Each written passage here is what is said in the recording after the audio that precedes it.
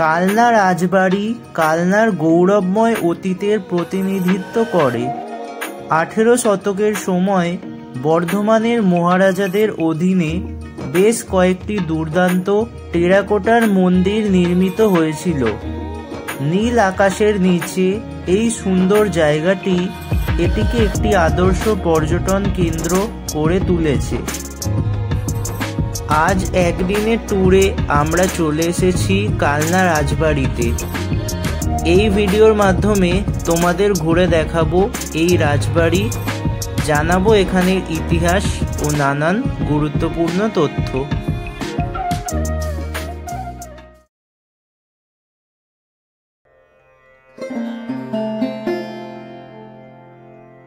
কালনা রাজবাড়ি প্রতিদিন সকাল 8টা থেকে বিকেল 5টা পর্যন্ত খোলা থাকে।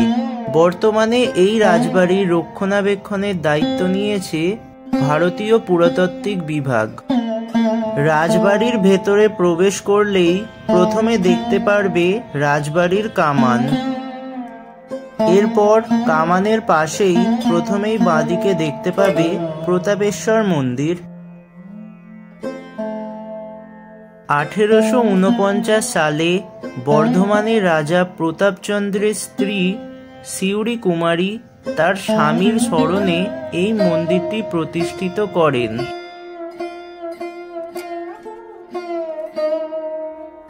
মন্দিরের গায়ে পোড়ামাটির কাজ এক অদ্ভুত নিদর্শন।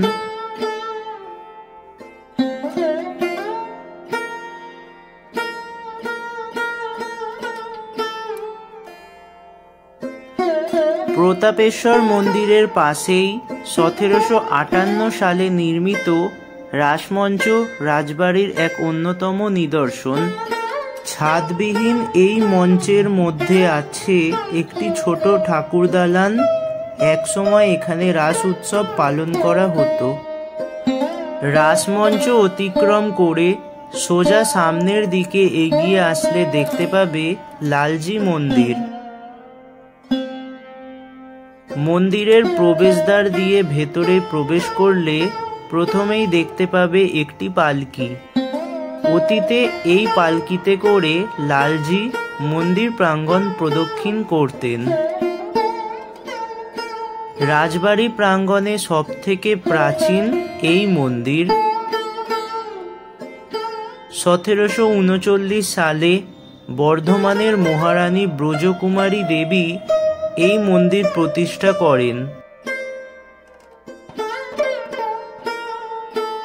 মন্দিরের 3টে স্তরে রয়েছে মোট 25টি চূড়া। পুরো মন্দির জুড়েই অসাধারণ সব টেরাকোটার কাজ। বাংলার টেরাকোটা শিল্পের অনেক গর্বের ইতিহাসের নিদর্শন এই লালজি মন্দির।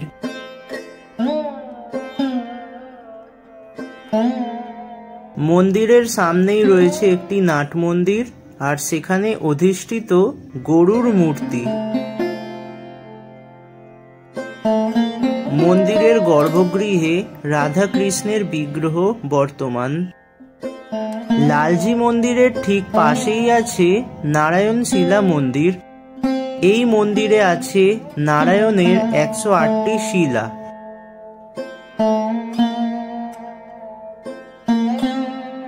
নারায়ণ শিলা মন্দিরের পাশেই আছে গিরি গোবর্ধন মন্দির। অন্য মন্দিরগুলির তুলনায় এই মন্দিরের নির্মাণশৈলী অনেকটাই আলাদা। মন্দিরটি সম্পূর্ণ গোবর্ধন পর্বতের অনুকরণে নির্মিত। লালজি মন্দির প্রাঙ্গণ থেকে বেরোলেই দেখতে পারবে রূপেশ্বর মন্দির। 1761 সালে রানী রূপকুমারী দেবী প্রতিষ্ঠিত এই মন্দির চাঁদনী স্থাপত্য শৈলীতে নির্মিত। রূপেশ্বর মন্দিরের ঠিক পাশেই রয়েছে পঞ্চরত্ন মন্দির। ভিন্ন ভিন্ন আকৃতির 5টি 8চালা শিব মন্দিরের সমাবেশে নির্মিত এই মন্দির। পঞ্চরত্ন মন্দির দেখার পর এখন আমরা চলে এলাম বিজয় বৈদ্যনাথ মন্দির দেখতে। মন্দিরের সম্মুখভাগ নানাবিধ পোড়ামাটির ফলকে সজ্জিত এবং গর্ভগৃহের সম্মুখে ত্রিখিলান প্রবেশপথ বিশিষ্ট একটি বারান্দা। বিজয় বৈদ্যনাথ মন্দিরের ঠিক পাশেই আছে কৃষ্ণচন্দ্রজিউ মন্দির। ভারতবর্ষের 5টি 25 রত্ন মন্দিরের মধ্যে কৃষ্ণচন্দ্রজিউ মন্দির অন্যতম। 3টি স্তরে রথের চূড়ার মতো 25টি চূড়া আছে এই মন্দিরে। মন্দিরের ভেতরে প্রত্যেকটি স্তম্ভ পোড়ামাটির ফলক দ্বারা অলঙ্কৃত এবং টেরাকোটার কাজের মাধ্যমে সজ্জিত। 1751 থেকে 55 খ্রিস্টাব্দে বর্ধমানের মহারাজা কীর্তিচাঁদ বাহাদুরের আমলে নির্মিত এই মন্দির। মন্দিরের গর্ভগৃহে রয়েছে রাধা কৃষ্ণের বিগ্রহ। রাজবাড়ি প্রাঙ্গণের আরও একটি উল্লেখযোগ্য মন্দির হল বদ্রীনারায়ণ মন্দির।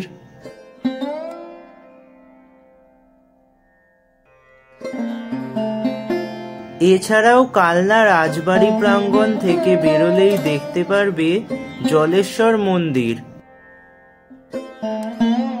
উঁচু ভিত্তির ওপর পঞ্চরত্ন শৈলীতে নির্মিত এই মন্দির।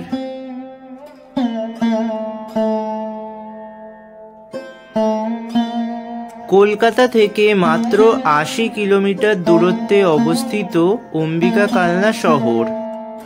হাওড়া, শিয়ালদা কিংবা ব্যান্ডেল জংশন স্টেশন থেকে কাটোয়া লোকালগামী ট্রেনে করে খুব সহজে 1.5 থেকে 2 ঘন্টার মধ্যে তোমরা চলে আসতে পারবে অম্বিকা কালনা স্টেশন।